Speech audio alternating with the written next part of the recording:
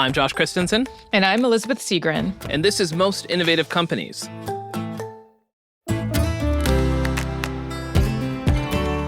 On today's episode, Fast Company's head of editorial strategy, David Lidsky. How do we just strip mine our intellectual property through 100 years of history? CEO of Ulta Beauty, Kecia Steelman. I like to be very democratized about beauty in and of itself. And as always, keeping tabs. I don't want a waiter to come and explain shit to me all the time. Oh, I love it. But first, here's the download, the news you need to know this week in the world of business and innovation.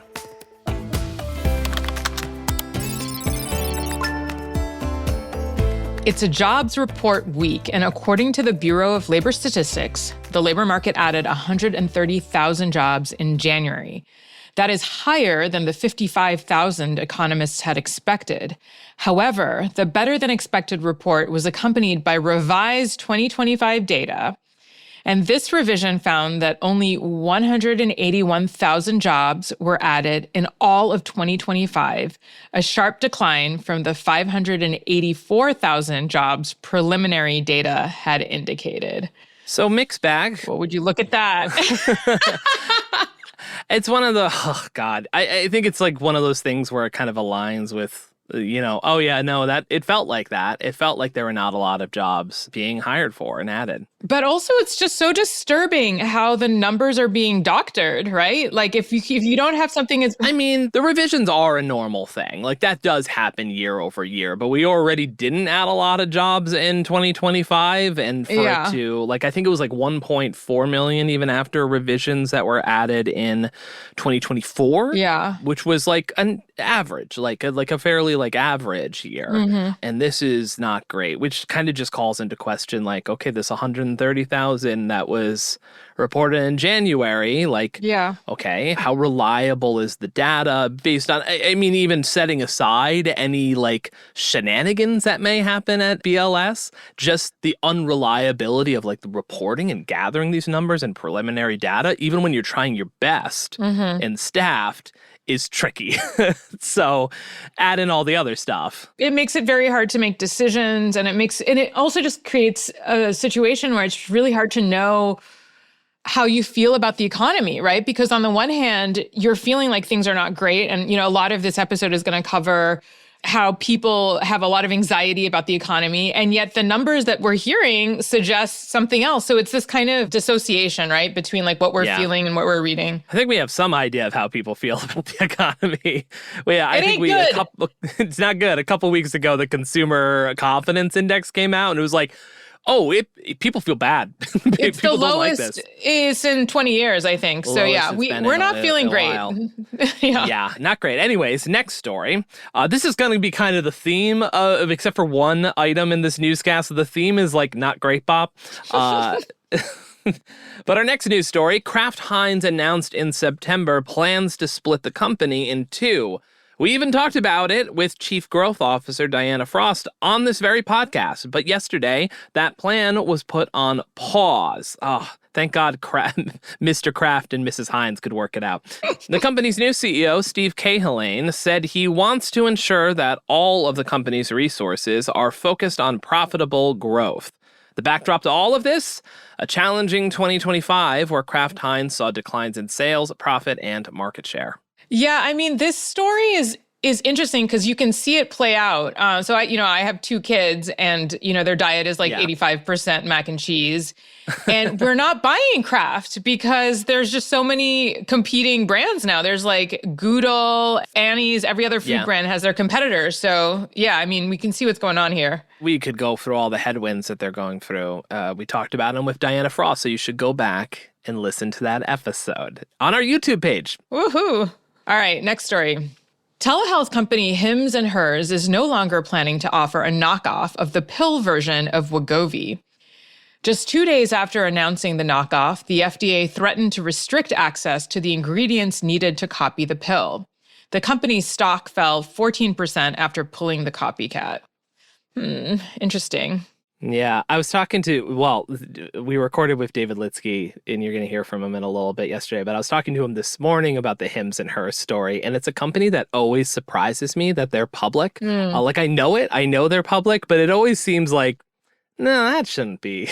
That shouldn't be a thing. Like, what are they doing? Yeah, like exactly. But that said, it seems like just a matter of time before the healthcare industry cracks the GLP-1 situation. I mean, I just feel like it's going to be a matter of time before it's generic. Everybody's taking one. I mean, it just seems like that's kind of where we're headed, right? This seems like a little obstacle in the road.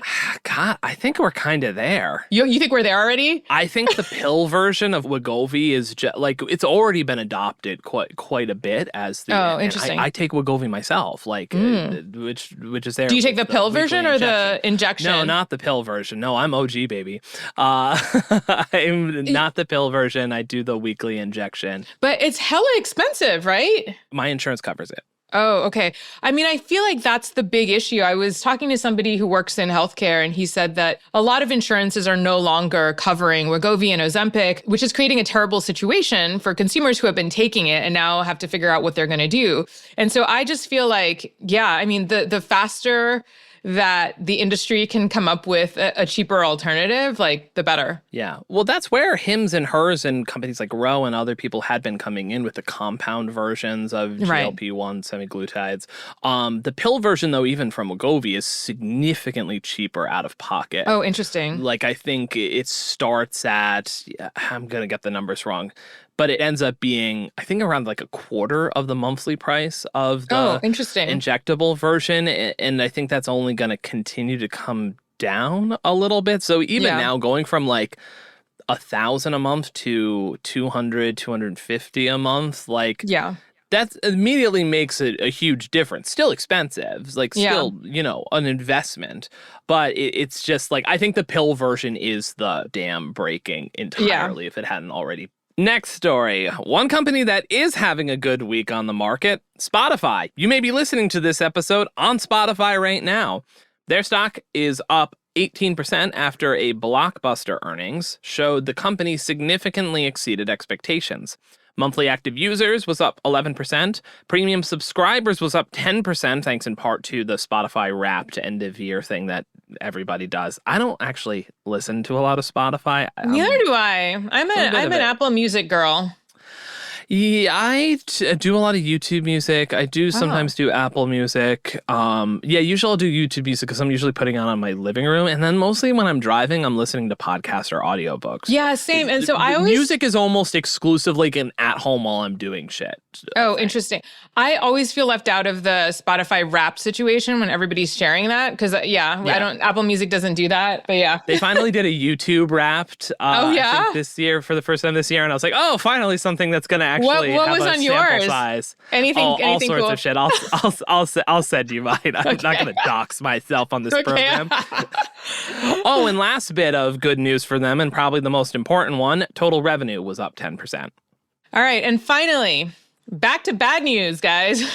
This time it's regarding retailers. Outdoor brand Eddie Bauer is declaring bankruptcy and will be closing 175 of its stores in the U.S. and Canada. All of them, all their stores. That's all their stores. That is all their stores. The company had been acquired by Catalyst Brands in January 2025 after years of struggles. According to Catalyst CEO Mark Rosen, those struggles only got worse after acquisition. Yeah, it's a big trend. A lot of store closures. We talked about last time you were on the show, Saks Global. They just reported some more store closures, outlets, and then some flagship stores in 9 different states. Yeah, I see that. And I also just think that there's just so much competition now, especially for an outdoor brand like Eddie Bauer. Yeah. There are just so many new entrants. I think it's a situation where if you're not quickly innovating, coming up with new ways of interacting with your consumers and just like being present online, things like that. It's just not, you just can't stay stagnant. To me, this is not a sign of a larger, economic issue per se, because I think that there are some retailers that are doing really, really well. We're going to hear about one of them on today's episode. But the brands that are just kind of resting on their laurels, like those aren't going to do well, Yeah, they definitely have lost the cultural cachet that Eddie Bauer used to have in a way that, how long ago was Eddie Bauer, truly relevant in the way that maybe a Patagonia has been, REI, LL Bean in the outdoor space? It's tough. Yeah, it's not a cool brand anymore. And that's the, well, depressing news you need to know today. So, Liz, do you have a favorite Disney movie? Oh, okay. Or does your 10-year-old have a favorite Disney movie? We do. It's Encanto. And I have to say that after, when you have a kid who's like going through those Disney movies, you just listen to them over and over and over again. And honestly, like the music in Encanto is not bad. It's pretty good. How about you? Yeah. So I did love like the classic Pixar ones, Toy Story, Finding Nemo. I do think my favorite all-time Disney movie is The Emperor's New Groove from 2000. Oh, yeah. It's so good. It was like very much like a weird offbeat one that they didn't put everything behind, but was just like so good. It's so good. It was part of that era where they also did like Hercules. Do you remember that? Hercules. Love Hercules. That's a terrific one. Lilo and Stitch, I think, was that era as well. Also a terrific movie. But it's so weird how those movies never became canon. Like they never sort of lived on. It's interesting because they are funny. I think Emperor's New Groove is very much like a cult classic Disney movie versus some of the more like mainstream like Alan Menken hits. But no Disney rides. No Disney rides. No. I think there would be some good Disney rides, though, off of Emperor's New Groove IP. But I don't know. Maybe they'll do a live-action remake of the Emperor's New Groove. I feel like you should pitch this to the new CEO. That's what I think you should do. I will, which is a great transition to what we're talking about today. So in case you missed it, Disney has finally announced its successor to Bob Iger. And if you're thinking to yourself, didn't that happen a few years ago? It did, and it did not work out. But now, Josh D'Amaro, who has overseen the company's experiences division, which includes parks and cruises, will take over as CEO this spring. David Lidsky came back on the show to talk to Liz and I about how we got here, what's next for Disney, and what D'Amaro's biggest challenges will be. Hey, David, welcome back to the show. Yeah, thanks. I did not expect to be back so soon, but I'm delighted. What is it, 2 weeks ago you were talking about Palantir? That's right. This is the multitudes that I contain. Is that talk about Palantir and talk about Disney. Very different companies. What a range. Two controversial companies in their own right, I guess. Okay, so sure. The reason we're talking about this is because Disney has a new CEO. So just tell us, who is new CEO Josh D'Amaro? Who is he? How did he get here? Josh D'Amaro is a longtime Disney employee, 27 plus years. He has overseen the Parks Division, technically it's called the Experiences Division, since 2020. And he was part of the most recent, basically 4 executive bake-off to find a replacement for Bob Iger, who has been CEO. First became CEO in 2005, and then obviously he had a little break. A sabbatical. Of sorts, 2020 and 2022, and then returned. And so at core is who he is, and obviously we can talk more about sort of why he got the job. Yeah, I do want to, before we get into more of the bake-off and like we'll talk about like Dana Walden and Josh D'Amaro, you did have a piece a couple months ago, in August, making a case, and this was, I felt like a very like, it was very like Bill Simmons ringery, like who says no sort of like deal. This is how I thought about it. And you made a very convincing case for Airbnb's Brian Chesky to be the next CEO of Disney. Can you talk a little bit about that piece? Because I thought it was a fascinating take. So I certainly didn't expect like, David Lidsky has written something, throwing a new name into the ring, like, that the Disney Succession Committee was going to, you're too call an modest. emergency meeting. You're too modest, David. You could have changed the fate of this company. They should have listened to you. But yes, my argument was Disney is, more and more a experiences and hospitality company, and that is what Brian Chesky has built a significant, almost $100 billion market cap company doing, and that he has both, a love of Disney and a deep appreciation of its history in a way that feels somewhat of a requirement to get the job as well, at least in modern times, and that he has the tech connections and sort of being part of the Y Combinator Mafia, big part of it, and, as well as, not that Airbnb has been transformed by AI, but someone who would have the ability to, like, identify the right tech to help Disney embrace aspects of the technological future, to be relevant well into the 21st century. So that was the case. I feel like what Disney has done is basically said, yeah, but like, what if that person also was someone who worked here for 27 years? And that is effectively who they have hired in Josh D'Amaro. It's so interesting because I feel like there's a kind of a theory about what the future is going to be like in these decisions. Because, obviously, like the backdrop to all of this is AI and how it's going to change everything. And I guess like one vision of this is that in a world where AI and technology is so dominant and that we're spending so much time in these technologies, we're going to have this drive to be outside and be having experiences in the real world. That's kind of one vision of the world. Another vision of the world is one that's kind of, I don't know if you'd argue that D'Amaro is kind of opting for this option, but it's that actually Disney focuses on the AI part and we spend even more time in the world of AI, like through the Fortnite deal, right? And the Sora deal, things like that. Is that a accurate articulation of like potentially the two different ways that this could go?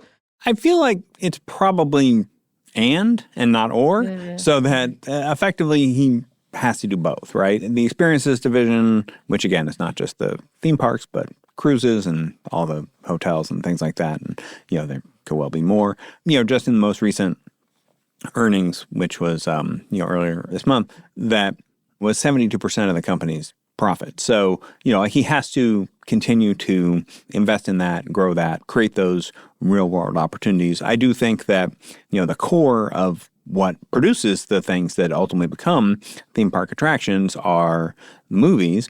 And the company relies on people going to see those movies in theater. Zootopia 2. I don't know if you saw that with your children, but at $1.8 billion and continuing as of the this recording. Wait, $1.8 billion?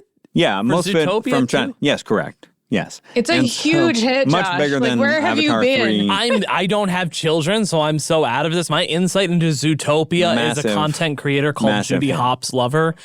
That's my only insight. So My husband took my daughter to go see it, and he won't shut up about it. I mean, she's like, okay, this was fine. He just loved it. So I don't know. Maybe you should take yourself to the movies.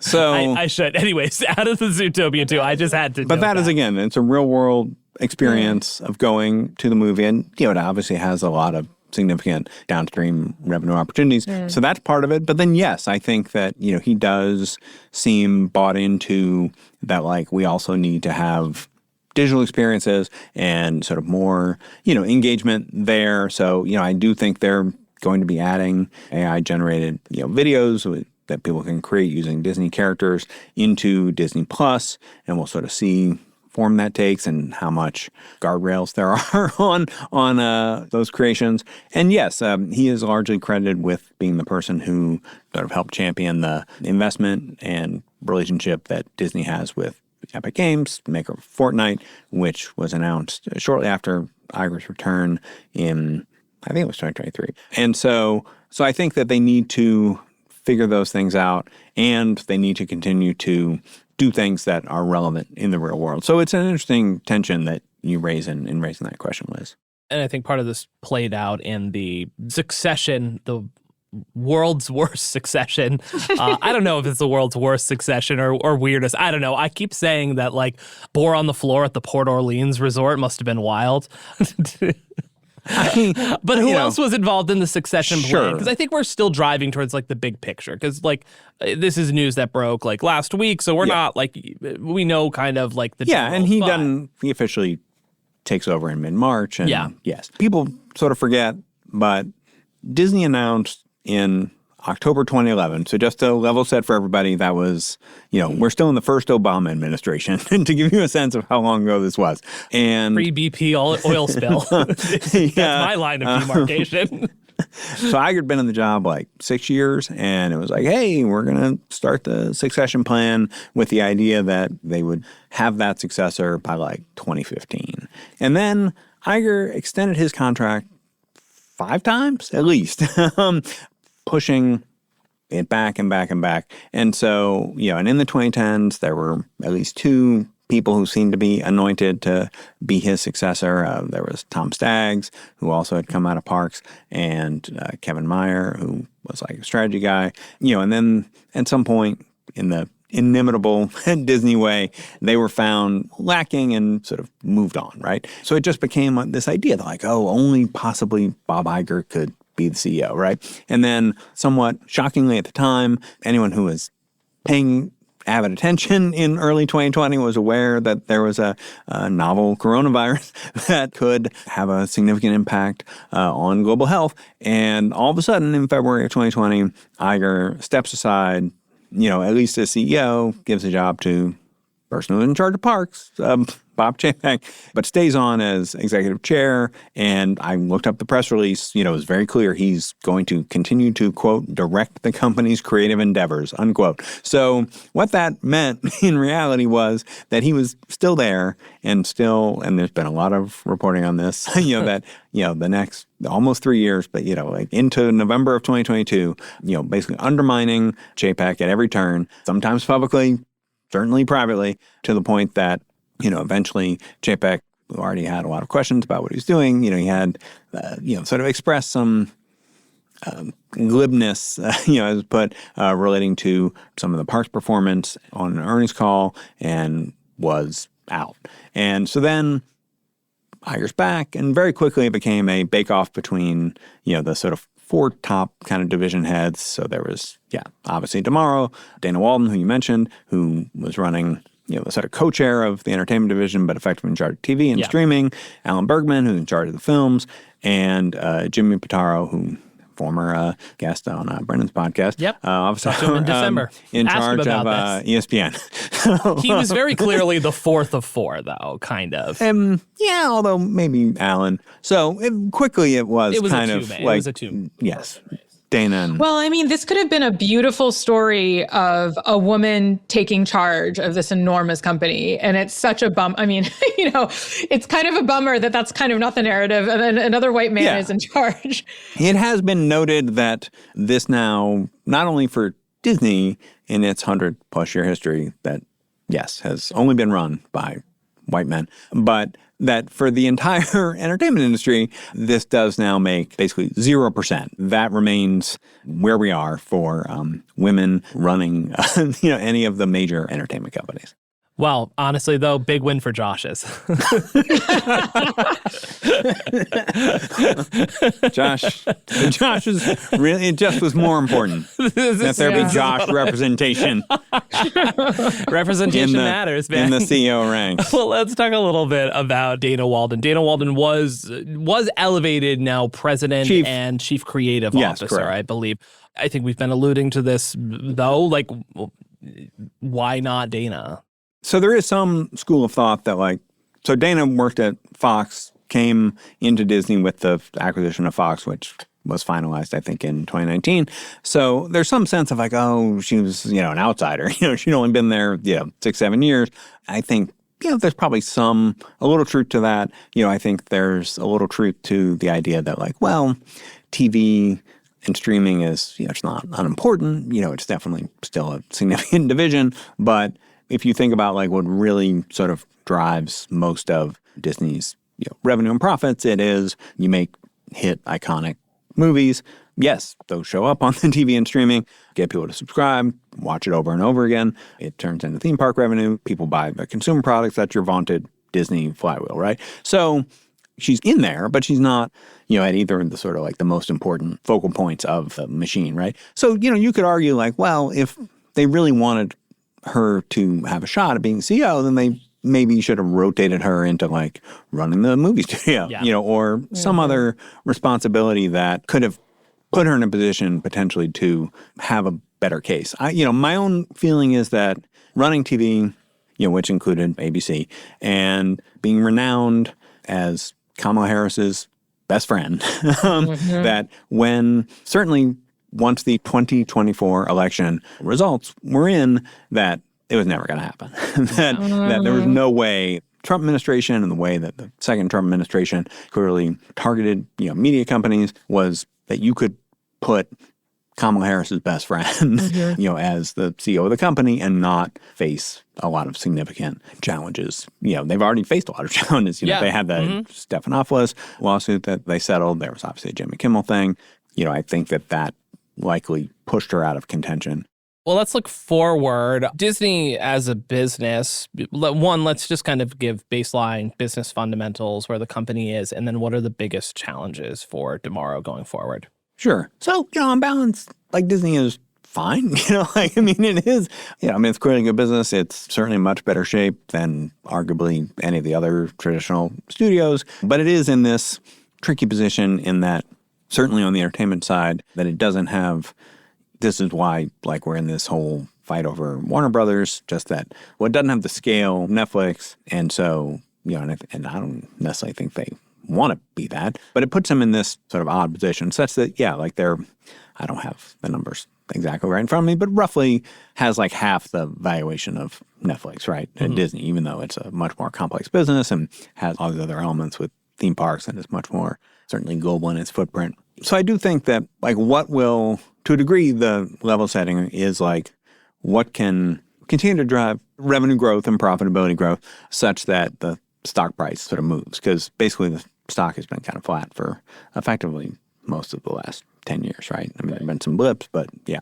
So the way I think about it is, one, Josh has to really revive creativity in the Disney film division. Zootopia 2, which we talked about, was a big hit. Obviously, that's a sequel. But Zootopia, was an original, which came out in the mid-2010s. I just want to be in meetings where they're pounding the tables we need to double down on Zootopia brand. Oh, I'm sure that there will be a happening. Zootopia 3. Absolutely. Given sort of how it did. But Bob Iger definitely likes to burnish this idea that he is this sort of preeminent creative executive. But he is presided over what I would argue is an increasingly creatively bankrupt enterprise that is just how do we just strip mine our intellectual property through 100 years of history and do sequels and reboots and live-action reboots. Those awful live-action reboots, Snow White. Animated remakes of the live-action remake and, just on and on and on. And so I think that has just exhausted itself. I think nobody outside of, if you're really that sort of besotted with Disney, cares about Snow White, which came out in 1937. No.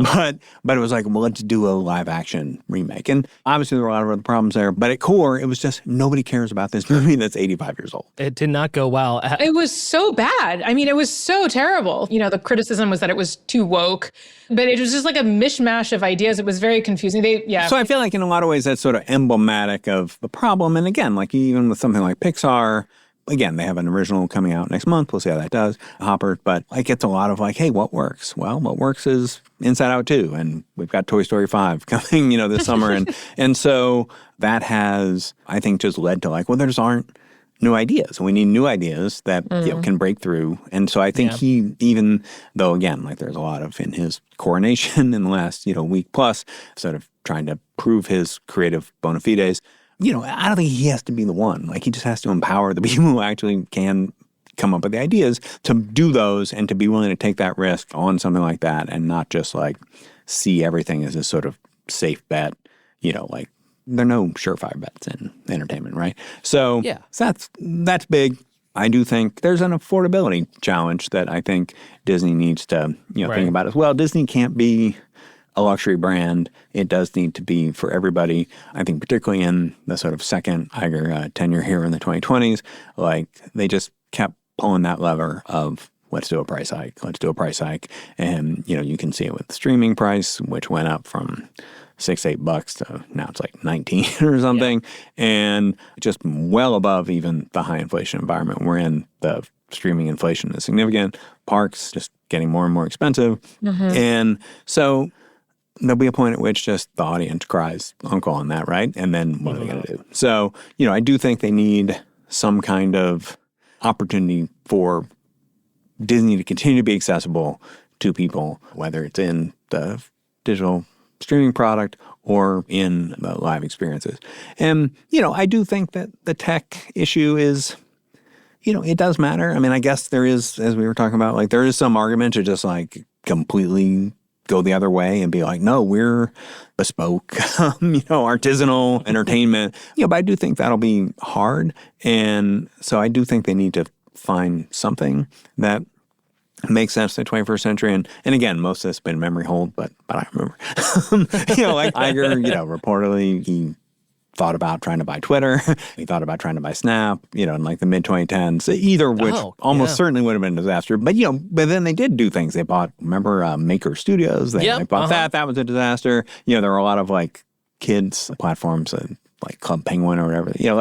They've tried a bunch of stuff and most of it just hasn't really worked. So they need something. I do think they need something in the 21st century to kind of amass fans, in a digital context. Yeah. I mean, everyone's always going to point back to, it's the nostalgia factory of everything. Everything was better 10 years ago. Mm-hmm. But I mean, this is a reality with Disney as they've been a driver of culture for so long. And if you look at different sectors, the Disneyfication of Broadway in the 90s and early 2000s, mm-hmm.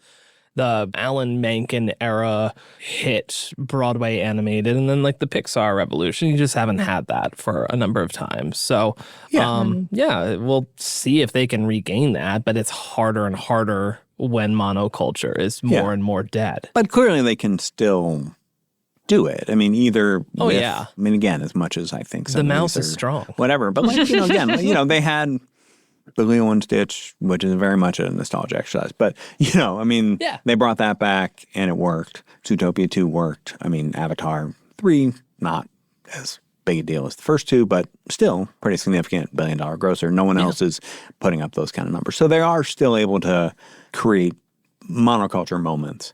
And, they have to keep doing it. And I mean, also, I mean, just kind of going back to the very first point that I made, I do think that people are yearning for real world experiences, and they have this like amazing parks, right? If they can figure out how to, as you're saying, make them accessible, make them more exciting and interesting, I mean, they could be just a huge draw if they do it right. Yeah. I mean, it just can't be where it's like, do I have to take out a home equity loan to go with my family? Yeah. Like they have to find a way to allow people to go and experience that and have a great time and it not be like, well, I guess you're not going to college, but hey, you got to ride the teacups. So think about that. What does college matter anyway in a world of AI? Let's just put all our money into the park experience. All right, I think that's a great place to end it. We'll be back with David for Keeping Tabs, but first a quick break followed by Liz's interview with Ulta Beauty CEO Kecia Steelman.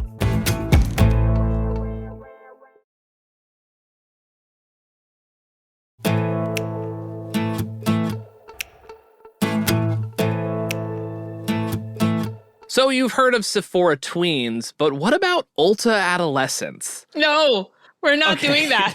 No one has ever said Ulta adolescents. It's not a term anyone has used except for me in this moment. Anyways, Ulta does often feel like a little bit of a second banana to LVMH's Sephora, despite having a much larger U.S. footprint.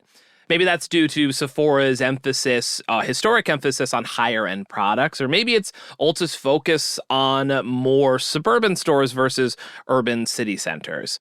Regardless of the comparisons, Ulta's recent financial success is hard to ignore. The company has grown significantly in the last few years. In the final quarter of 2025, Ulta reported a net sales increase of 12.9% compared to the same time the year before. So Liz, you talked to Ulta's CEO, Kecia Steelman, about her first year as CEO, their plans for the future, and what sets Ulta apart in the beauty and wellness industry. But before we get to that, Liz, you went to your local Ulta store in Boston and got a manicure done by a robot. What was that like? It was fascinating, actually, to tell you the truth. Okay, let me just be honest. The manicure that I received was not the best manicure I've ever had. It was, let's just say, a little gloopy. There were big chunks. There were parts of my nails that didn't get covered with paint, and there were other parts that were a little gloopy. But I would say that it was 70% there. But the thing that was really amazing to me is all of the technology that went into this robot, right? I mean, they put so much engineering into this like little box that could do every aspect of the manicure, from filing your nails to taking off your previous nail polish color and putting on the new paint. And there's tons of AI in there that is kind of like reading your hand so that it understands the path that everything should go on. This product has been 6 years in the making. I think it still has some ways to go in terms of getting customers to come in so that they can test it out. And so I really think that they're going to get there. But what's pretty interesting to me is that Ulta and the CEO, Kecia Steelman, was willing to bring in this technology that everybody knows is not 100% there. Yeah. Right? I mean, that shows a level of kind of willingness to introduce new technologies and to play with AI that I think that a Sephora may not have done that, right? Like if a product was like not 100% ready for prime time, they wouldn't necessarily have done that, right? And so to me, this was kind of a sign of their willingness to try things and to seem kind of tech forward and to bring their customers along the ride with all of this technology. Yeah, it is interesting. I mean, like, I wonder sometimes, like, I think progress isn't necessarily linear all the time. So maybe the technology doesn't ever quite get there with the finer details of applying. But removing and filing, or maybe some of those other parts of the step in the process do get there. And it's more a thing where, like, you go in now to get your nails done, you stick your hand in the box, it removes everything, it files your nail, and then you go to a technician to get it done. Totally. So you can see how the applications can be like, okay, this was a big swing, this part didn't work out, but we've invested in a technology that is going to pay dividends for us down the road. And I think that's how a lot of companies are thinking about these big swings with tech. And the thing that's so interesting is that we're living in this moment of AI when technology is just kind of accelerating very fast, because the AI can do a lot of the iterating and sort of like tweaking to improve the product on its own without a lot of human intervention. So I'd be really curious to see how this robot continues to evolve, but also the fact that it could do something that requires so much precision really makes me wonder about how soon we're going to have robots doing a lot of stuff for us at home, from washing dishes in the sink to, I don't know, what would you want them to do? Like what kind of robot would you want to have at home? That is a good point. I mean, the number one thing that I would definitely want a robot for is taking the laundry downstairs in my building, loading it, starting the washing machine, and then like just doing the laundry, like just from start to finish. Yeah, and folding it. Folding it. And then that would be amazing. I think the real trick would be to put it away, because do you have like piles of like folded laundry that hasn't been put away? Or is that just a me thing? Currently sitting on my low bureau in my bedroom right now. 100%. Yes. I have a stack that's been sitting there for a couple days. So everybody, all the engineers, roboticists out there, you've heard it from us. This is the robot we want. Can you just stat? I just don't want it to be a humanoid robot. I don't want a humanoid robot walking around. I want it to be something that does a very specific thing. Like I want it to be like an extension of like I want it to be a Samo with a hand. That's what I want it to be. 100%. Yeah, we don't need it to look like a person. Yeah, we don't need that. Well, I think that's enough about our dystopian future predictions of humanoid robots. Let's get to your conversation with Ulta CEO Kecia Steelman. Thank you so much for joining us today, Kecia. It's so lovely to have you here. Thank you, Elizabeth, and thank you, Fast Company, for having me today. To start with, I kind of just want to lay the groundwork for people who may not be that familiar with the beauty industry. I'm thinking of my husband, who I don't think has ever stepped into an Ulta store. So for those people out there who are not familiar with this industry, tell us what it's like to visit an Ulta store. What greets people as they come through the door? What are they going to see on the shelves? Yeah, I think of Ulta not as a place that sells products, but we're a location where people can come to experience themselves and really show their self-expression and feel better. I mean, especially in the world that we're in today, which is just so heavy, it's a place where you can go discover and you can play and you can have trial around skincare, hair care, makeup. We've got services and fragrance. And we're the place where you would just want to go come and just learn and grow and experience what makes you happy.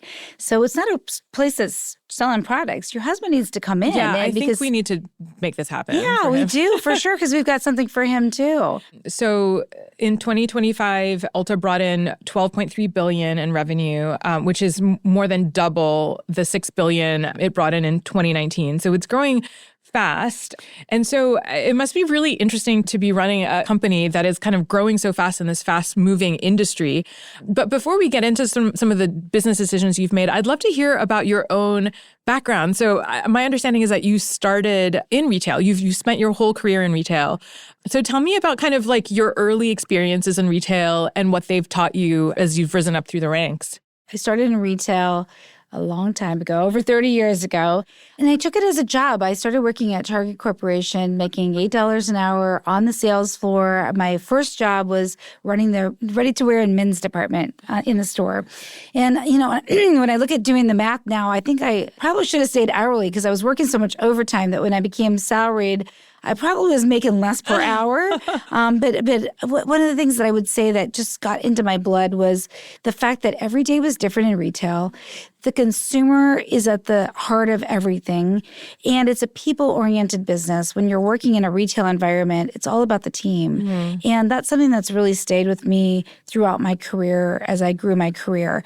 I was at Target for 12 years, and I grew through the ranks. I was on the sales floor, like as a retail associate or in headquarters? Well, I became in the management positions. I was one of the youngest managers at age 24, running a multi-million-dollar store in Racine, Wisconsin. And then I ultimately went to the corporate office, and then I came back out to the field. So I think that really having a well-rounded experience of understanding how things really work in stores, and then also the corporate office that supports the stores and the business, I got that early on in my career. And then when I left Target, I went to Home Depot in management positions there, and then went to the dollar store segment at Family Dollar. And then subsequently, I've been here at Ulta Beauty for just under 12 years. So I really did learn that keeping the guest and your associate at the center of all your decisions and building great teams. You can't do these jobs on your own. And, I always like to hire people that were better than me. And I knew where I was good at. And I knew where I needed to lean in to get somebody that was a little stronger than myself. And quite frankly, I think I learned just as much from the people that worked for me as the people that I worked for. That's something that stayed true to me, even to this day as being a CEO. I wanted to have the absolute very best team in retail working for me, and I feel like I can say that confidently today that I do. We are working really hard. We've accomplished a lot in my first year as CEO, but we're having a lot of fun doing it. And that's the best part, is like when you can work hard, you've got the great results, and the team's having fun at the same time. When you came into the CEO role, what were you dealing with? What did you see in front of you in terms of things that you wanted to change or innovate around? Well, I will say, I was part of the strategy build in my previous role before I stepped into the CEO role. But one of the things that I changed immediately was I believe in simplicity. Retail is a pretty simple business that I think sometimes we overly work to complicate. Interesting. And what I mean by that is like you've got to be really clear on what the strategy is and be a little bit more decisive. I think especially in that CEO role, I often say spinning is my least favorite move because if you get stuck and you spin, it can cause the organization to get stuck and spin too, which is not good in retail. Retail is fast-paced and it's moving very quickly. I think what separates Ulta from some other beauty retailers and the rest of the beauty industry is that from the very beginning, it always had products from across the range of beauty, right? So they're prestige products. They're products that you might find in a drugstore. They also tend to be in sort of more suburban locations. Could you tell me a little bit about that strategy? Is that continuing to be what the brand is focused on? Yeah, well, at Ulta Beauty, we're very focused on being inclusive, and we want to be a destination for everyone.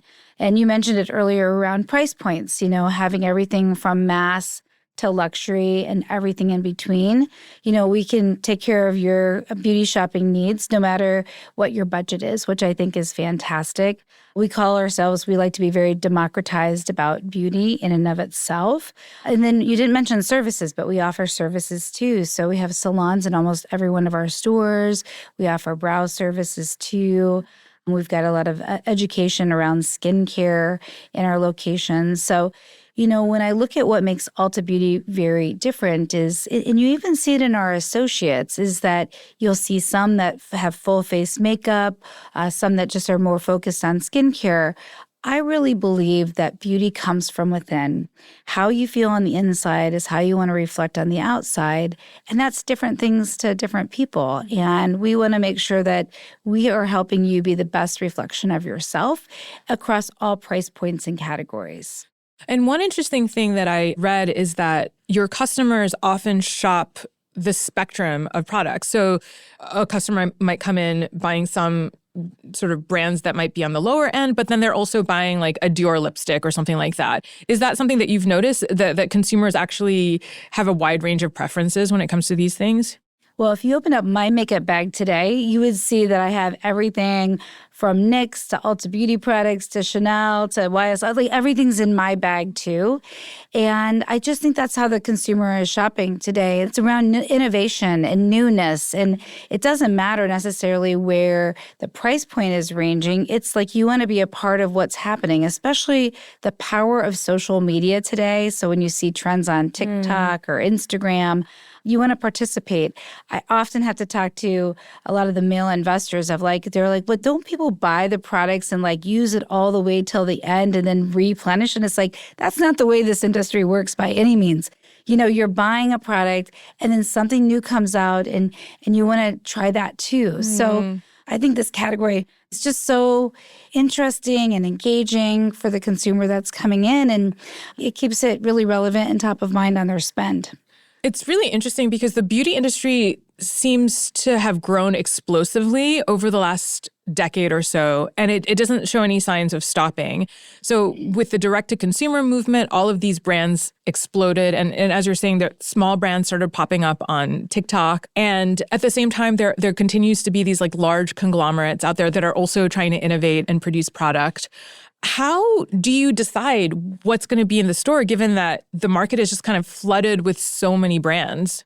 That's a great question. What I would say is that our merchants do a fantastic job of really understanding the white space that's out there, because we do sell everything from mass to luxury and everything in between. We have 46 million loyalty members in our database. We have a great community. We have a beauty board where we're asking questions of our guests, like what are they looking for? What do we not have that they're looking for, that they're desiring? And we are working day in and day out, not only looking for new brands that are out there, but also with the existing brands on, is there a place where they can really lean in on their innovation and bring new products to life for us in our stores? And I just think that's a very unique perspective that Ulta Beauty has in the industry that continues to generate newness and creativity and products that want to continue to drive that guest into our store locations. So would you say that you actually work with brands on their products themselves? So you're giving them data and things to help them come up with products that will resonate? Yeah, absolutely. We call it getting in the kitchen with our brands. So we get in the kitchen and we sit there and we idea share, and we really challenge each other to think through the lens of the guest on what is it that we could be bringing to market that could be next. And we're really focused at Ulta Beauty is we like exclusivity. We like things you can only get at Ulta Beauty. So when we're getting in the kitchen and we're bringing our rich first-party data to the brands, the expectation is that we'll get a period of time of exclusivity with a new brand when they're bringing it to life. Can you share some brands that are exclusive right now that you're kind of excited about? Yeah, well, I'll give you a couple. And I think it's good to have an example of a new brand that just launched this last year, and that's Segran. We're the exclusive Beyonce's hair care line. We're the exclusive brick and mortar, and it was the largest specialty hair launch in our company's history. And we really worked closely with Beyonce's team to really bring that to life in a genuine and authentic way in a 360 campaign, sponsoring her Cowboy Carter tour. Amazing. I mean, and the products themselves are just fantastic. Have you tried them? Oh my gosh, that's what I use. Okay. I'm using that right now. Okay, I need to go to Ulta with my husband. I need to buy up the Sacred line. I understand the game plan now. Yeah, absolutely. So for you, this is about increasing your product selection, but then also having kind of like a lower risk way of sort of bringing brands into the ecosystem. Is that the strategy? Absolutely. Interesting. And, you mentioned some of these other things that you're doing in terms of the global expansion. I mean, first of all, there's also like a domestic expansion as well. So most of your stores are in more suburban locations. Is that continuing to be your strategy? Is that kind of where you want to have your dominance? Or are you also trying out smaller format stores in more urban locations as well? Yeah, well, we just opened a store in Chelsea, so I wouldn't. Okay, so that's quite urban. I wouldn't call Chelsea a suburban by any means. Indeed. Here in New York. We want to be where the guest is, and we feel like we have the right and the authority to grow, to put a store location where it makes sense for our guests wanting to shop Ulta Beauty. We have such rich first-party data that, we can overlay a map of the United States and see where there's market share gain opportunities for us to continue to grow, to add stores. Right now, we're just over 1,500 stores. Mm-hmm. We publicly said we feel we could grow up to 1,800 stores at this point in time. That could change here in the future, but right now, I still feel like that's a real number that I could see us growing into. When we talk about a smaller prototype store of a 5,000 square foot prototype, more often we're looking at places in rural America. Again, because of our low to luxury price points, there's not a lot of competition as you get outside of these more metro type locations. And I think there's the opportunity for us to continue to grow in more rural America. When you look at where I grew up, small town Iowa, magazines, the Golden Globes were just on. People are seeing all this. They want to be able to express themselves too. Mm-hmm. And they oftentimes don't have a place to be able to go. So Ulta Beauty can bring that to them. But yeah, we're looking at growth wherever it makes sense for our guest. And also internationally, as you mentioned, I think it's so interesting because beauty is so culturally specific. And you think about like K-beauty, which I know has been going explosively, and you're going out to Asia and the Middle East. Do you have to think about the culture of beauty in these places and how Ulta can speak to different markets, like in a different way? What are you finding as you go into different parts of the world and how they perceive beauty? That's a great question. I got to give just a quick story. Yeah. So I was out in the Middle East and I had a dinner with a bunch of influencers in the Middle East. And, it was my first time visiting the market. And the connection and the connectivity with women, I would have felt like I was sitting around the table with a bunch of girlfriends here in, Chicago or New York, because beauty is what brings everyone together. Mm-hmm. And we were also talking about the same things as husbands and kids and everything else. So beauty to me is a real connection. One of the things that we're doing a little bit differently in specifically the Middle East and in Mexico is that we are also looking for brand founders that are from that area and bringing them into our stores. And I think the beauty of this all really kind of coming together in the future is I've seen some brands that I think we should be bringing potentially into the United States too. It's not just about bringing U.S. brands, although they're very excited about the U.S. brands that we're bringing, especially those that are exclusive to Ulta Beauty, because they've never had the opportunity to buy them before. I think there's equally the power in bringing some of these brands from the Middle East and from Mexico into the U.S. and offering them to our guests too. You mentioned K-beauty. K-beauty is just such a hot trend right now, especially around skincare. And we're one of the top companies that are bringing these K-beauty brands into... Like Peach and Lily is one of them that I know. Yeah. There are many, but yeah. Well, we've had Peach and Lily for a while, but, we brought in Medicube and Tier and Fui and, the list goes on. And I think the more relevant we can be at bringing, what our guests are really asking for into the United States, I think is going to be key for us. And I love this expansion of being outside of the U.S. because, again, beauty is like fashion, it transcends and you just learn so much as you get outside of your comfort zone and outside of the United States. Well, as a South Asian person who's struggled, over the years to find products that actually are good for my skin tone, I'm really excited about this because if you're going to markets where there are lots of people, there's a lot of diversity, that I'm sure can be very helpful to underserved customers here as well. Absolutely. One more point on this issue of culture. I think that what's so interesting about the beauty industry over the last couple of decades is that there's been a changing paradigm about beauty. I remember when I was growing up, beauty was this very sort of rigid external standard, right? Everybody was trying to look a particular way, and all of the beauty products were sort of designed to make you fit this very confined idea of what it means to be beautiful. But I feel like that's changed, and I think that that's partly because of retailers. So how are you trying to make beauty more inclusive? How do you communicate that? And especially, I think, there are other parts of the world where I think there are these rigid beauty standards. And in a way, it can be a sort of way of changing the way that people see beauty. But anyway, I'd love to hear about how you see your role in sort of like making beauty more expansive. Yeah. Well, we just launched our equity campaign. It was playing during the Golden Globes, and I would encourage you to try to see it. It's a 30-second spot, and it's around beauty happens here. And beauty is inclusive. It is joyous. It's fun. It's a connection. It is a way of being.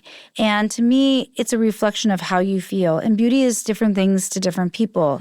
And, I don't want to be a place where we say this is the standard of what beautiful is. Beautiful is whatever makes you feel your best version of yourself, or gives you confidence, or makes you happy, or changes your attitude or your day, whether it's through fragrance or it's through skincare or through its cosmetics or your hair. And yeah, I just think that's what is authentically who we are and what we're about. It even spans male, female customers. I just want people to be able to come in and feel their best versions of themselves and be able to express that. That to me is what is beautiful. And that's the role I feel Ulta Beauty does play. And I mean, part of it is also the images that we're seeing as well. And growing up, there were not a lot of people of color in beauty ads. And there are also a lot of body shapes and sizes. So is that also something that you're actively thinking about, like trying to make the reflection of who can come into the store more expansive? Yeah. Well, I mean, if you go into our stores today, one of the things I'm most proud of is our associates don't all look alike. You see all shapes and sizes. You see men, you see women, you see our transgender associates. To me, that makes my heart very happy. I want to be a reflection of the communities that we serve, and that's everyone. We want to be the place for everyone to be able to go and be authentically themselves. The last question I wanted to ask you has to do with AI, which is just moving so fast. As a retail reporter, it's a daily struggle to keep up with what's happening. But what we do know is that a lot of consumers are starting a lot of their shopping journeys on AI, asking for product recommendations. And I think it won't be long before they're completing their whole shopping journey on an agent. So how do you see Ulta fitting into this world? And given how quickly it's moving, how are you keeping up?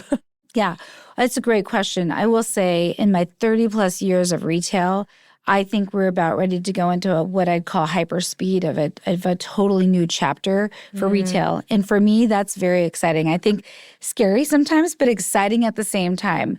Where I see this happening for us is, and I'm excited, I think agentic shopping's, it's already started. You're already hearing about it. I was just coming out of NRF this week, and agentic AI and AI is the talk of the whole conference. Oh, interesting. When we had our Black Friday, we did get some feedback that Ulta Beauty scored the number one in terms of these agentic, the agents being able to identify where would you go for beauty, and we ranked number one with these crawlers. You're hearing this new language and new terms that are out there, but the agents out there finding where do you go for beauty.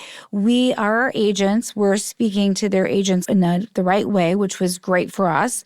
Wow. So it's two agents talking to each other. Yep. Wow. Yep. What is happening? It's real. But what I'm so excited about for Ulta Beauty in the future is I do think that how people shop holiday next year is going to be fundamentally different than how holiday was shopped this year for a larger segment of our population.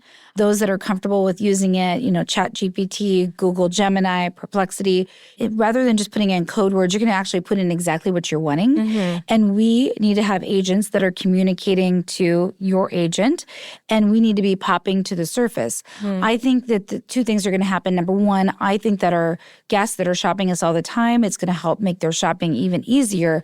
And two, I think it could bring in a whole population of people that maybe had never even thought of Ulta Beauty as being their beauty destination into our ecosystem. To me, that is what's really, really exciting about what the future looks like.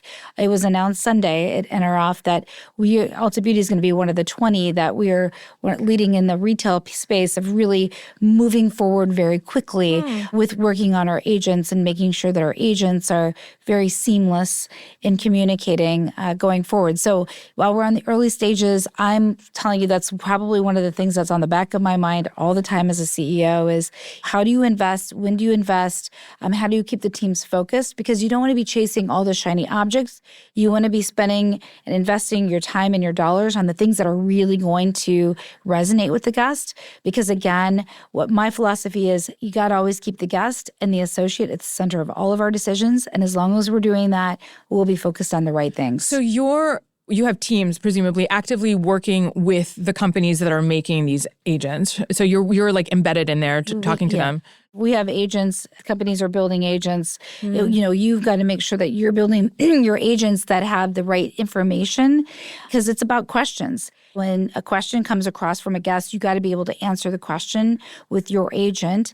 And then there's generally potentially another question. I mean, if you've done anything with ChatGPT, like you ask it a question, sometimes you have to ask it another question. You want to make sure that you're part of that conversation and that you're building your agent to be able to answer all the questions and to be able to provide all the information needed for your products. Do you think it's going to be soon that we're going to be able to literally, like if I ask for a long-lasting lipstick that is in this color that is now discontinued, for instance, that's like a real thing that I'm thinking about right now, that I'll be able to actually click to purchase from Ulta directly from the agent. Is that happening soon, do you think? That'll happen soon. Okay. I think it'll be here before you know it. Okay. Yeah, it's moving very quickly. I don't know exactly the timeline on it, but we're moving very quick. And I do think that that's going to be part of the ecosystem. However, I don't think it's going to replace that human interaction. Even those guests that are coming in that are digitally native, so think younger consumer, the digital native consumer, when we were talking to them, they like coming into the store still. So I do think you're going to have some like quick shopping that you want to be able to do on an agent. But the joy that you get from the store experience of coming in with your friends, touching and playing products, having human interaction, I think is still very relevant. 80% of our sales are still coming from our stores. Interesting. So I don't think that this is going to be one of those situations where what's going to happen to retail is it going to become irrelevant to have stores anymore. I think the stores are going to be still equally important. And those that figure out how you create experiential shopping with eventing and the educated associate that's there and having a store that's fun to shop, I think that's where you're going to win in the future. I hear that you have a robot in your stores that will do a full manicure, which also leverages a lot of AI in order to like understand, how to do this, basically using all this AI and data. Tell me a little bit about that as your final statement. Like, what is that about? And are you excited about the ways in which technology and human interactions can come together? I'm going to give you 3 use cases of robotics that we're using right now today. And you're talking about 10 Beauty. And I actually did get my own manicure. What was it like? It was very cool. It was a great experience. And, you put your hand in and I don't know. I have to get my nails done all the time. I'm sure you do too. Yeah. If you can make that simpler, easier, I just have to tell them exactly what I want, put my hand in there. I'm happy with that. So it was a great experience. So I encourage you to go try it. Yeah. Then, we also have robotics that we've been testing with Loom, which is eyelash extensions. Ooh. So eyelash extensions. So a robot is helping you put them on? Well, you lay down and the robotics are actually installing false lashes for you. They look really real. They're beautiful. We've been participating with them now for almost 2 years. And then we also have robotics in our distribution centers where they are actually doing some human assist, where you'll see little robots that are running around doing picking for orders that are coming through the DCs. So I think robotics is a way that we can just continue to enhance that human experience in the end. But I look forward to hearing what your experience is going to be like with Penn Beauty. Cannot wait. And it just seems like such a smart thing to do because, it does take a long time to get a manicure. And if you can sit there and kind of have, be on your phone or something else while it's doing it for you, it seems like a good use of technology. Thank you so much for your time today. This was such a rich and interesting conversation. I really appreciate it. Yeah, thank you, Elizabeth, for having me. It was a lot of fun. Yep, this is great.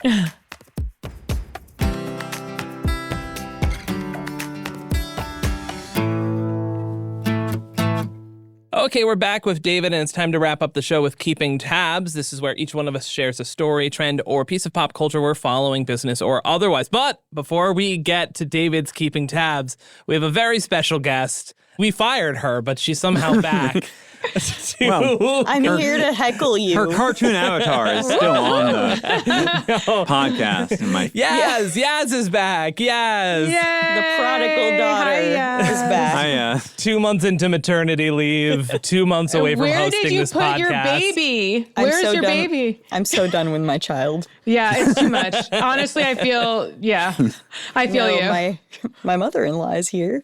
And this is the audio edition. Audio podcast. We will not call out the hand gesture you just made. How many rounds of karaoke have you done? They did sing along to Bad Bunny, but they also didn't know the words. So, sort of no Coinbase ad sing along. No, they really responded to the nerds ads. Ay, los nerds. When's the last time you ate them? Nerds. Well, that's actually my Keeping Tabs is the Nerds commercial. So we'll get to it. Talk about no. We're gonna start. We're gonna start stuff. with David. We're gonna start with David's Keeping Tabs. Okay, very good. Thank you. So yes, this ties into Liz's interview, which we just heard, but I'm following restaurant company earnings, but sort of in that spirit of the trading down economy and sort of what's happening there and the way in which we're continuing to see casual dining customers, places like Chipotle, moving down to fast food customers trading down to convenience stores like Sheetz and Wawa, sit-down restaurants trying to hold on to diners, with value menus and, a lot of others shedding them. And the one, shockingly, this is the one part that sort of breaks the narrative, just that fine dining holding strong. And I just love that this was the top performing segment, according to the FT in December, from a company called Black Box Intelligence. And then they had this just astonishing quote from the head of the Federal Reserve Bank of Richmond. If you build data centers or provide energy or sell to higher income customers or trade on Wall Street or build pharmaceutical plants, or live in the Carolinas, which is just so funny for being I'm in Richmond, Virginia, but let me tell you, if you're in Raleigh, you're high on the hog. That's who's spending, going to, $295 per person tasting menus. And everybody else is, sort of at Sheetz or whatever, right? And then, today, and taping on Tuesday, but I walked by a colleague who I will not mention, who had the countdown clock on the McDonald's McNugget caviar thing and trying to get one of those kits that they had for Valentine's Day. I wonder who that is. Ugh. And then the site crashed so much. Immediately, at 11 sharp, when it was, you had the opportunity, and I'm convinced it is one of these deals where if you're a digital influencer, you got one in the mail, but nobody else is getting one of these. Yeah. Wait, who was it? I don't know which I can't tell you on the air. Okay, we'll say it off there. So, text me, Josh. Text me. I'll text you. That, it's just so bizarre like that. Anyway, so I do feel like there's just this sort of moment, like Liz, obviously you just talked about this with Ulta, and you've written great stories about Walmart and its ability to, sort of be able to woo high-end shoppers that way.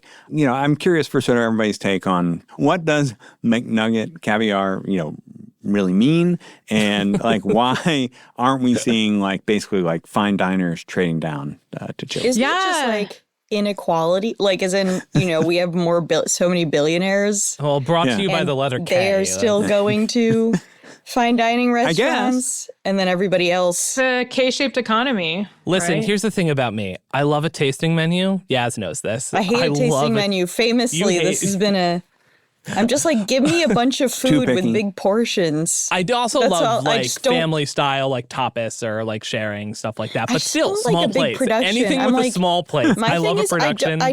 I don't want a waiter to like come and explain shit to me all the Oh, time. I love it. I love experience. I love a dining experience. I do also love like hole in the wall. Like I finally went to one of your favorite restaurants a few months ago, Cafe Mogador. Terrific, like excellent, just it's just a shit bunch of ton of good food. Moroccan food in like the weirdest atmosphere. Way brighter lights in the restaurant than you need. Yeah. This was the East Village location, but so good. I don't know. Yeah, I mean McNugget caviar, to bring it back to the real point here. Sure. I mean, I'd be sounds for a it. little gross to me. I love don't know. McNuggets. I And assume I like separate- caviar. Separately, you like caviar, but I together, assume I like caviar. Is this going to be a Buddha Lowe's restaurant? He has a caviar spot. Just got a Michelin star for my I Top bet, Chef like, fans. If you dipped a fry into caviar, it's probably pretty good. Yeah, I mean, most of the time you have like mini pancakes that they serve, or what are they called? The But Blinis. people like blintzes, people right? like it with like ruffles, so like why not? It's a similar yeah, high-low, I yeah, guess. exactly. But I just don't know like if this But the really nugget, though, I don't if know. McDonald's earnings is going to basically be between the time we're recording and Mm-hmm. when this podcast comes out, I believe it's tomorrow afternoon. But like is this really like the message you want to send as you're probably talking about like you No, it's continuing not. to shed low-end diners that like, oh, but did you see our caviar promotion? They're going to blow all of their margin on caviar in the same way that all you can eat shrimp killed Red Lobster. yeah. Yeah, Red Lobster, that turnaround is slow. I'm following that. I'm interested. I I really like want that the guy. CEO. I want him Yeah, in that the millennial magazine. CEO. Yeah. You should have him on the pod. Yeah, I we've made reach out I reached before. out. We've made Yeah. some overtures. We'll get him. We'll get him. He's in their commercials now. Yeah, he's the face Yeah. of the brand. Yeah, which is interesting. Liz, what are you keeping tabs on? Okay, so this is like I'm keeping tabs on writing, just like as a form of communication. So yeah, just small things how's that in going? In the history of humanity. Okay, so my husband's a professor, and it's so interesting because in a span of like 2 years, all of his courses have been totally disrupted by AI. And so they're changing the format of the class so that students have to write their essays, right? Like for their exams and things like that, where previously they might just write them, by computer at home, right? Mm-hmm. So this isn't like a new phenomenon, but what he's finding is that Wait, you mean they're writing it like it's like blue in books? class, in a blue book, right? Okay. And this hasn't happened for like 20 years, right? And so this generation of students, How I wrote DBQs when I was in high school. I mean, these are grad students. I mean, he's a professor of political science, right? And these are teaching like executive students. And so these people don't know how to write. Like they've never had to write that much, right? And like many of them don't write in cursive. And then on the other extreme, I have this 10-year-old. And it's really interesting how everything is being changed in her curriculum so that she's not learning how to type. When I was 10 years old, I definitely had like a typing class in school because they were preparing me for this kind of, technological future. Mavis Beacon, baby. 100%, right? One of my great regrets was not learning how to type. But Well, yeah. I mean, it was useful because like it ended up being the main way that we did school for the next like 20 years. But my I didn't daughter, learn how to type because I went to a Georgia public school and I would have gotten beaten up in the class every day, and then I wouldn't have learned how to type, and I would have gotten beaten up every And day. that would So have that's been a how it real worked out. bummer. But I And so should have we're very picked it grateful up for that. subsequent to that. I learned how to well. type from a program where a ghost told you Right. words to write. So now, like, shouldn't they just be podcasters? Like you just record an audio version of your Yeah, the thing? future of the economy is the spoken word. well, it's so interesting What we because need like is more we're- podcasters. We're talking about this kind of like dystopian future, right? Where like AI is like going to kill everything. But this generation of kids, they're reading a lot of books. Apparently like none of her classmates are going to get phones till like high school. And so I don't want to be, I feel like I've said this before and it sounds rude, but like, you're in Cambridge. You know what I mean? yeah, it's true. It's true. What are you in Somerville? Like, this is, No, I know, but it's like a exactly, certain, yeah. there's like, it's like a certain No, brand sure. of like annoying person who lives here that is like My child won't have access to a phone. You know what I mean? Right. But then Well, I mean, but like you my think about child, it like, as God couldn't have tried to foist a phone on her more, and she's like doesn't want it. Like she has a flip phone. it is, and then then there's all the legislation coming out of Australia with social media. I mean, it's. I don't know, like every time I get a little freaked out about like what AI is going to do, I see that like there are these changes that are happening that are actually outside of AI, making people kind of go back several generations in terms of their technology. So I think it's going to be interesting, and I'm definitely keeping tabs on this whole writing thing. And also, like generations of American students didn't learn how to do cursive because it just didn't seem like a good use of their time, right? And the whole point of cursive is that it allows you to write faster. And so it's really interesting watching these grad students like, not really, be able to write, fill out their blue books quickly. Anyway, fascinating. Oh, God. Well, the next Henry David Thoreau is going to be Gen Alpha. Totally. Yeah, but it won't be like I went to a pond on my, I went to nature on my own. It'd be like I sat in a room, dopamine fasting. It's gonna be an ode to the third place. And here's what I learned. Yeah. We need to return to the third place, Starbucks. That's going to be our return to nature for the Gen 100%. Alpha. Okay, I'm going to save Yaz for last. I alluded to this earlier, I'm going to go into my keeping tabs. Super Bowl commercials, always a good time. Read Jeff Beer's writing on Super Bowl commercials. We also had a great episode, a pregame special, where Jeff and Grace Snelling on Brand New World broke down the Super Bowl ads. It was super cool. I watched ads as more of a layman, not in the Jeff Beer expertise agency knower. And most of the ads were fine. Some of them were funny. Some of them were terrible. I'm looking at you, OpenAI. A lot of ink has been spilled on AI ads. I had a crying baby, so I really didn't pay that much attention to them. They were fine. And I also don't want to read articles about them, but what did you think as like a normal person? Largely, they were fine. I thought the Claude ad broke through. I thought they did something fun with it, the sort of anti-ad, AI ad sort of. Although some people were like, well, if you weren't plugged into the online conversation about it or whatever, then you're just sort of like, wait, what? That's kind of the thing. I do think like the ads coming to ChatGPT broke through a little bit to the layman's, but I think OpenAI's Codex ad was basically like what a sizzle reel you'd see at 9 a.m. at a developer conference. Like it was, and then the rest were fine. But I want to talk about the Nerds, Nerds commercial, which apparently the new product is Big Nerd cluster. And the celebrity that they got to be in the ad was Andy Cohen for some reason. Yeah. It was weird. Yeah. But I really wanted to eat those nerds afterwards. Like my whole family was like, where can we get some? It was, I like nerds. I like nerds, but like, I guess the point is the commercial appealed to you, as opposed to like nerds is like, main customers, which are like 8-year-olds. I guess the buying comes from their mothers or fathers, which I mean, they were like, a lot of Real Housewives fans are like, I'm going to buy my kids some Big Nerds clusters now. Well, separately, I was reading about that ad and Andy Cohen is 59. What the hell? He's 59? I didn't realize he was that. My main takeaway about Nerds. I mean, was that in the ad? Or you just went and looked it up? Because you saw it was like in an article about the ad. And I was in the lower So you're reading other people's articles about the ads, but not Jeff Beer's articles? No, I only read about the Nerds. I literally only read about the Nerds ad. Okay. Can I be honest? I read a Twitter thread about the Nerds ad. It wasn't an article. I read an article. Okay, I read a Twitter thread. Man, there was, and they were like, why did they get a 59-year-old to promote this? And I was like, he's 59? That dude looks good for 59. But come on. Did you see Ricky Martin? Looks good. That guy looks Ricky like Martin he's looked amazing. 23. He looks younger than me. Ricky Martin's he looked hot. really good. Yeah, it looked great.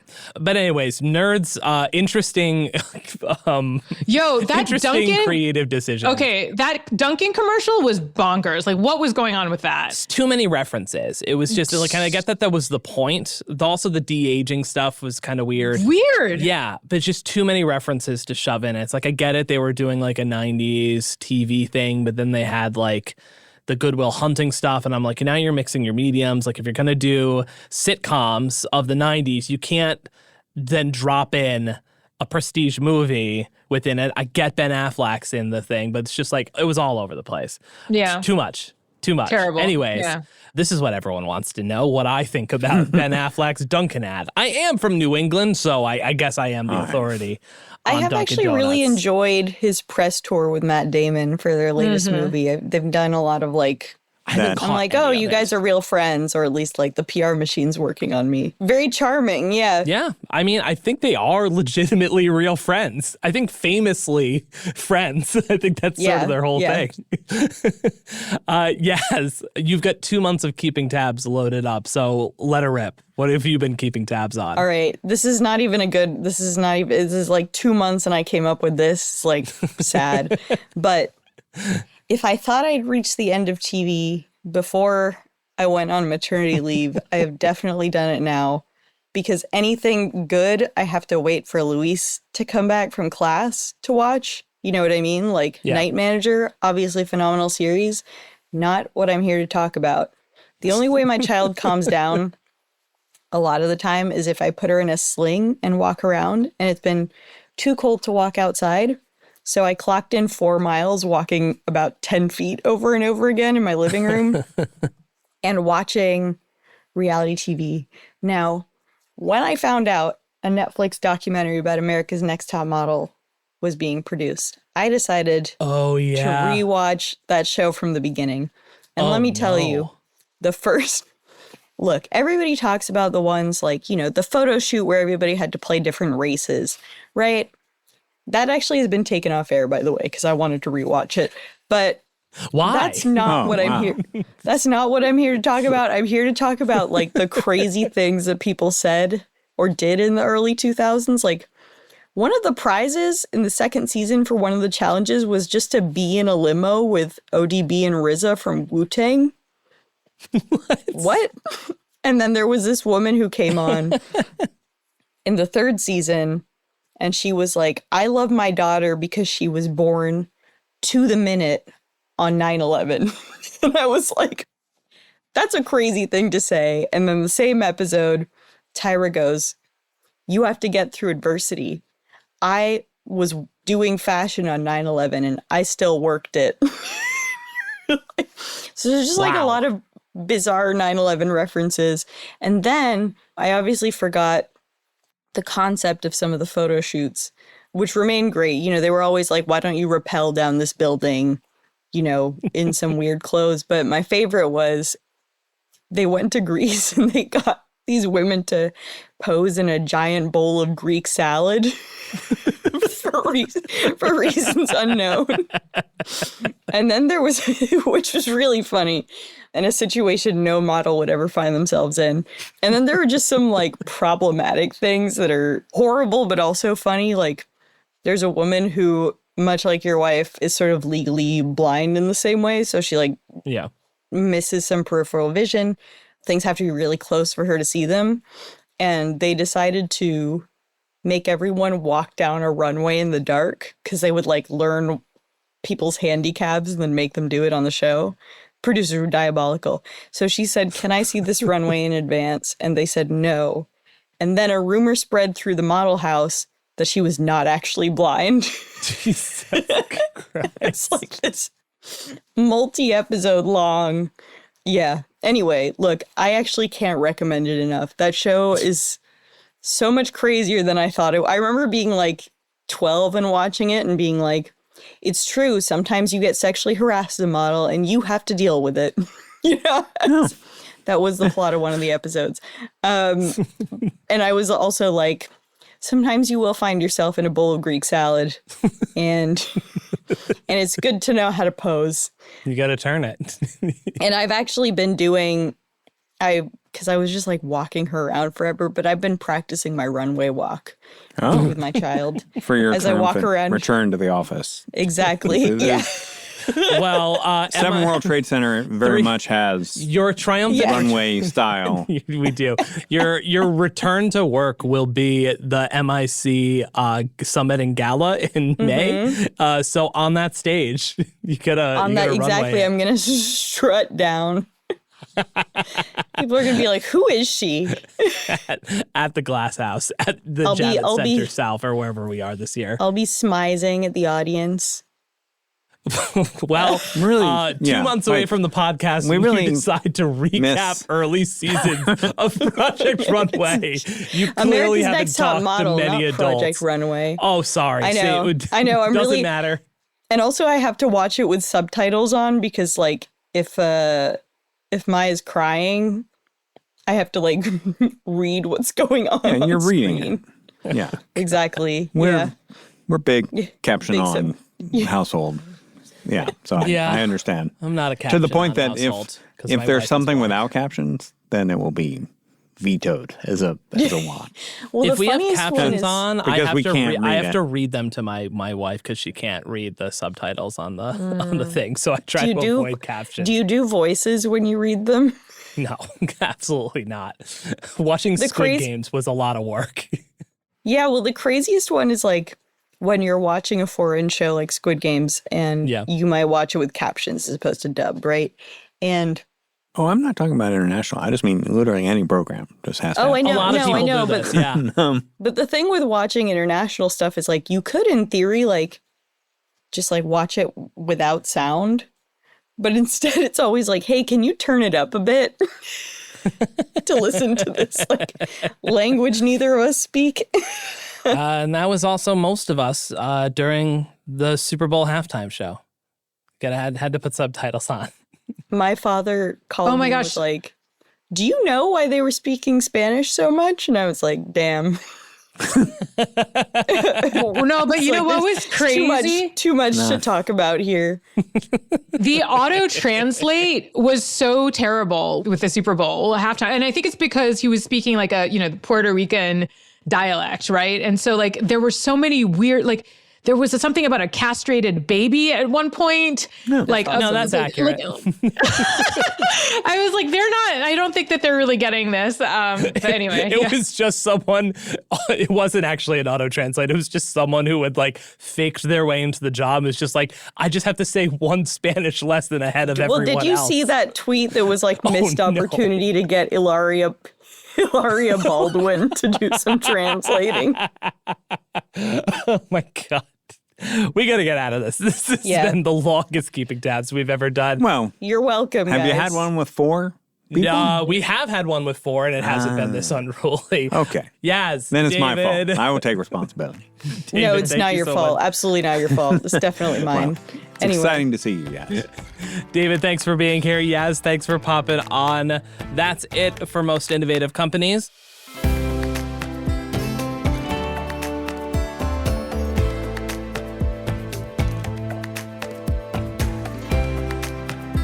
Our show is produced by Blake Odom, Sam Gebauer, Hawa Atori, and Mariam Kiparuidze.